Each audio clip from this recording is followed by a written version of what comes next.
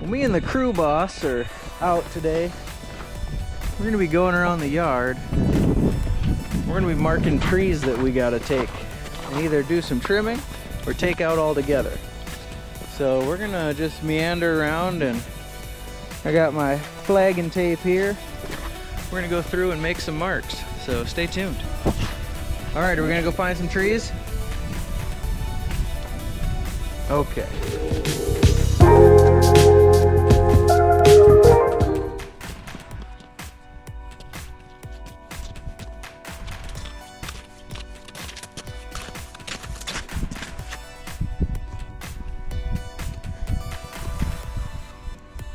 Say cheese. So we're gonna start with this gnarly mess here. I want to take this limb out. Unfortunately, there's a real big puddle right in front of it, and I can't let my boy see that, or he'll be swimming. So we're just gonna make a mental note of that guy. But this limb right here is coming out, and just by standing here reading this tree, I think it's a little too tall for my pole saw, so I might have to climb up there and do a little bit of work up on that guy. So that one might be fun. Next, we gotta climb up this gnarly sucker and take that limb right there, where it comes down and hangs down over the driveway. I think I'm gonna go ahead and take it off too. This is another one where it's probably gonna be a contender to climb, and I think I'm just gonna trim it all the way up until I can get up in that crook, and we're gonna take that limb off, trim all the dead out too, because since we burned our pile last fall, I think I'm just gonna kind of pile all the dead back in there and burn it again. So let's go throw some tape on this tree, and we'll be calling it. Well, I hope you guys can hear me okay. It's a little on the windy side, but now that we've marked our tree, we're gonna take this limb here. That one's gonna go, and that one out there is gonna go. So first things first, I'm gonna throw a tape up there and see just how high off the ground we are, because I might be able to, if I'm within 4 feet of my pole saw, I might just go get another extension. Otherwise, I gotta climb up this tree, which we got a lot of stuff working against us if that be the case. So let's go measure it out. I got my throw line here. I'm gonna send it up and then tie the end of this tape off, and we'll see how high off the ground we are. Now we got our throw line back, we will tie off our tape.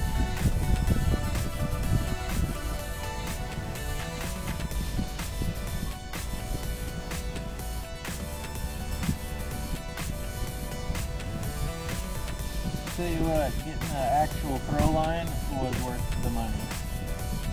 They're not very expensive, and the string is super slick, and it doesn't tangle up like paracord would and stuff like that. So I mean, it's been, I think it was like, oh gosh, I don't even know, but it was not very expensive. I should have bought one years ago.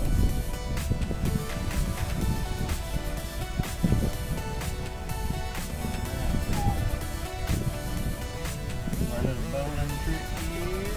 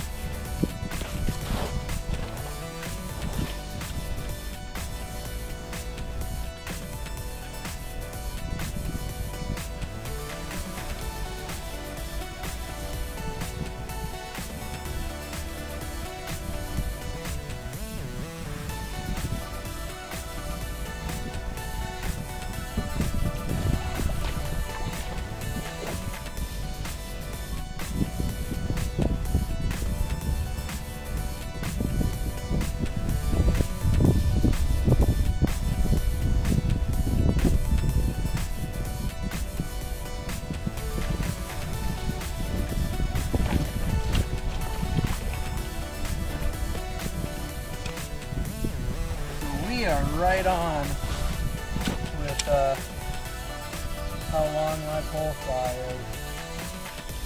So I think I'm gonna try it with the pole saw first.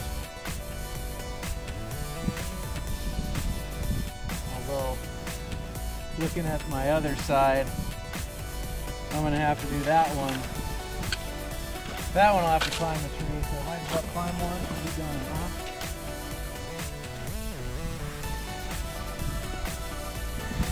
Well, this was something I wasn't quite ready for. This culvert just popped open right now. I wish I could have got the initial whoosh on camera, but that might pose a little hazard. And this is what is behind it.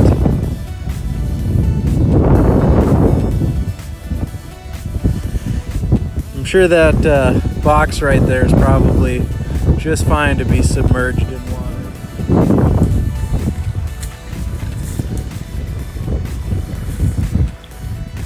So the next thing I need to do is I need to get some of my climbing gear ready.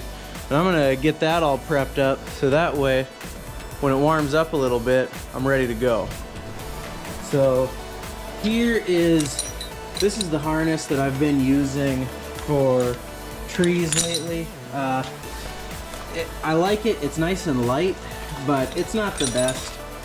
But you know, if I'm gonna get caught or hung up, I want this nice light one because it's easier to cut or get wriggled out of if I need to. But it's got some gear loops. It's not fancy, but it does the job. It's got the nice heavy D's, which this is what's important for climbing trees. Because I need somewhere to hook this is a 8-foot flip line. This one's actually steel. This is the one I use the most. It gets me up, I don't know, 80% of the trees I climb around here, just because, you know, we don't need a huge one. I've got other flip lines in here that I've made if I need to get into a bigger tree. But if I use that, and then these are my brand new Buckingham pole gaffs. I get the pole gaffs because around here our trees aren't super barky. Like you'll see the actual tree climbing gaffs and they'll have like 4-inch hooks.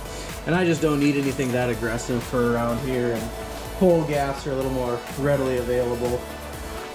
When I do tree work, I really like this DeWalt 20-volt chainsaw.